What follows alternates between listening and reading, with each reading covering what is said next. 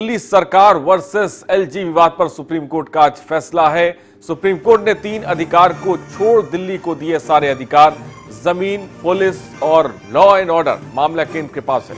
दिल्ली सरकार के पास सारे एग्जीक्यूटिव अधिकार हैं और सेवा के फैसले पर बेंच के जजों में मतभेद है। दिल्ली सरकार बनाम उपराज्यपाल के मामले में सुप्रीम कोर्ट ने अपना फैसला सुना दिया है।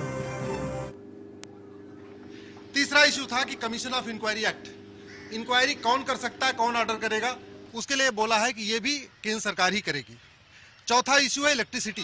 इलेक्ट्रिसिटी का अपॉइंटमेंट कैसे होगा, इलेक्ट्रिसिटी में डायरेक्टर का अपॉइंटमेंट कौन करेगा, ट्रांसफर पोस्टिंग कौन करेगा, इसके लिए बोला है ये दिल्ली गवर्नमेंट करेगी। पांचवा इशू है रेवेन्यू का, दिल्ली में जो जमीन है उसका रेट कौन तय करेगा, इसके लिए बोला है ये दिल्ली गवर्नमेंट करेगी।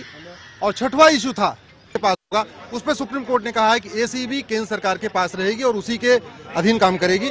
तीसरा इशू था कमीशन ऑफ इंक्वायरी एक्ट, उसके लिए सुप्रीम कोर्ट ने बोला है कमीशन ऑफ इंक्वायरी एक्ट के अंतर्गत जो इंक्वायरी होती है वो भी सेंट्रल गवर्नमेंट ही करेगी। चौथा इशू था कि इलेक्ट्रिसिटी डिपार्टमेंट में ट्रांसफर पोस्टिंग, इलेक्ट्रिसिटी का जो रेट कौन तय करेगा, वो कहा गया है कि वो दिल्ली गवर्नमेंट करेगी। चौथा इशू, पांचवा इशू था रेवेन्यू की जो जमीनें हैं दिल्ली में, उस पे किसानों को मुआवजा देने का रेट कौन तय करेगा, खरीदने बेचने का रेट कौन तय करेगा, वो दिल्ली सरकार करेगी। छठवां इशू था कि पब्लिक प्रोसिक्यूटर कौन अपॉइंट करेगा, जो सरकारी वकील होते हैं, उसमें भी कहा गया है कि वो एलजी करेंगे, यानी केंद्र सरकार करेगी। और डिफरेंस ऑफ ओपिनियन अगर होगा तो एलजी की ओपिनियन प्रिवेल करेगी दिल्ली गवर्नमेंट से ऊपर। अब कैसे देखते हैं इस पूरे निर्णय को?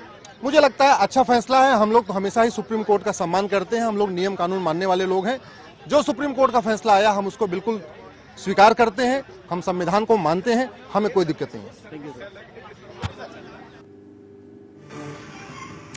तो बड़ी खबर इस वक्त, दिल्ली सरकार के पास एग्जीक्यूटिव अधिकार होंगे। सेवा के फैसले पर बेंच के जजों में मतभेद, सेवाओं के नियंत्रण के मुद्दे पर एक लार्ज बेंच को भी भेजा जाएगा। दिल्ली सरकार वर्सेस एलजी विवाद पर सुप्रीम कोर्ट का फैसला आ गया है।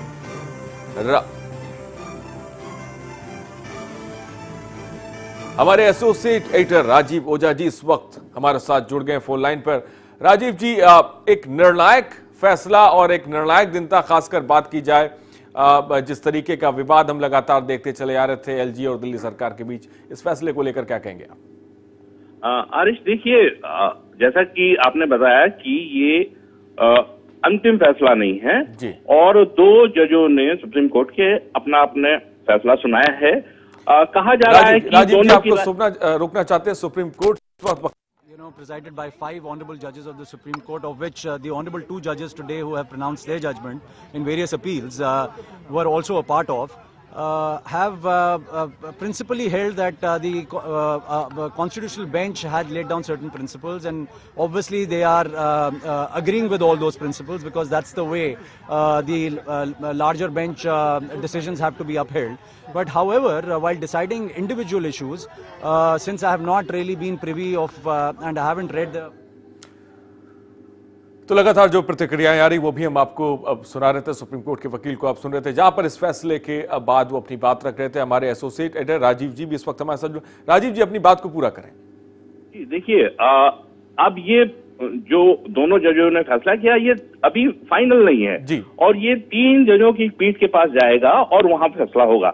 लेकिन अभी जो कहा जा रहा है कि दोनों जजों की राय जुदा जुदा, ऐसा बड़े बड़े मुद्दों पे जिसको लेकर झगड़ा था उस पर नहीं है। जैसे कि केजरीवाल चाहते थे कि एंटी करप्शन ब्यूरो जो केंद्रीय अधिकारी हैं, बड़े अधिकारी, सचिव और उससे बड़े स्तर के अधिकारी, उन पर कार्रवाई कर सके, जो कि उनको दोनों जजों ने नहीं दिया है।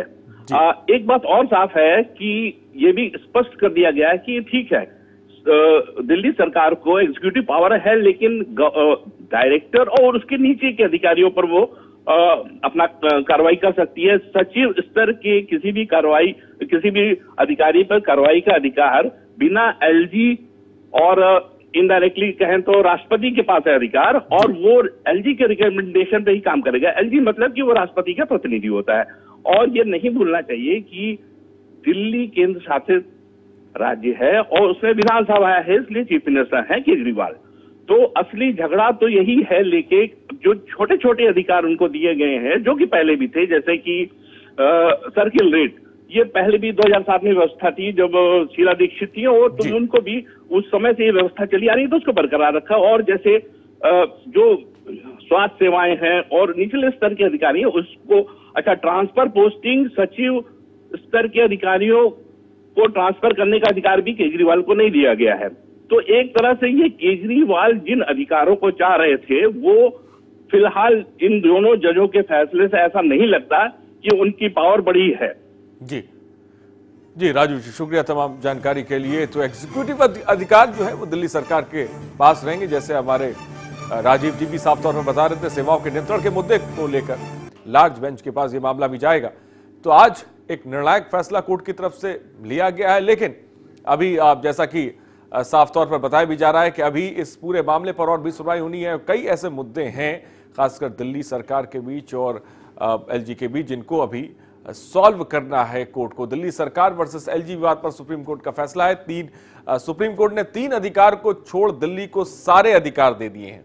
सुप्रीम कोर्ट ने, आपको बता दें एक बार फिर से मैं बता रहा हूं, 3 अधिकारों को छोड़ दिल्ली को सारे अधिकार दिए हैं। जमीन, पुलिस और लॉ एंड ऑर्डर मामला केंद्र के पास, दिल्ली सरकार के पास सारे एग्जीक्यूटिव अधिकार होंगे। सेवा के फैसले पर बेंच के जजों में मतभेद है और सेवाओं के नियंत्रण के मुद्दे पर को एक लार्ज बेंच को भेजा जाएगा, जो इस पूरे मामले पर, और खासकर जो अधिकारों का बंटवारा है उसको लेकर मंथन चिंतन किया जाएगा और फैसला सुनाया जाएगा।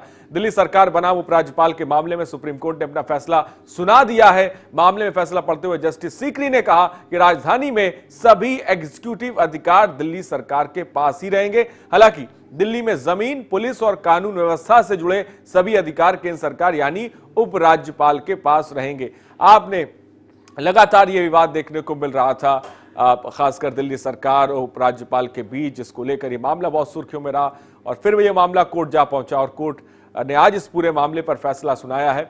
हालांकि अभी अंतिम फैसला इसे नहीं कहा जा सकता है, क्योंकि 2 जजों की बेंच में मतभेद होता दिख रहा है इस पूरे मामले में।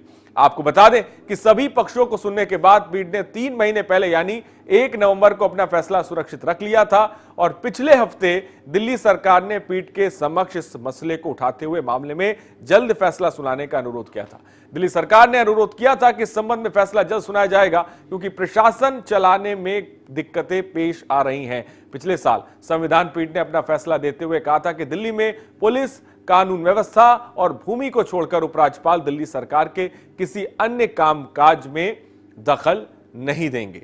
सभी पक्षों को सुनने के बाद इस पीठ ने 3 महीने पहले यानी 1 नवंबर को अपना फैसला सुरक्षित रख लिया था और पिछले हफ्ते दिल्ली सरकार ने पीठ के समक्ष इस मामले को उठाते हुए मामले में जल्द फैसला सुनाने का अनुरोध भी किया था। उपराज्यपाल अनिल बैजल और सीएम केजरीवाल, तो इस वक्त की खबर आपको बता रहे हैं, सेवाओं के फैसले पर बेंच के जजों में मतभेद है, लिहाजा अभी इस पूरे मामले पर जो फैसला आया इसको अंतिम फैसला नहीं किया जा सकता, इस पर मामले पर सुनवाई होगी।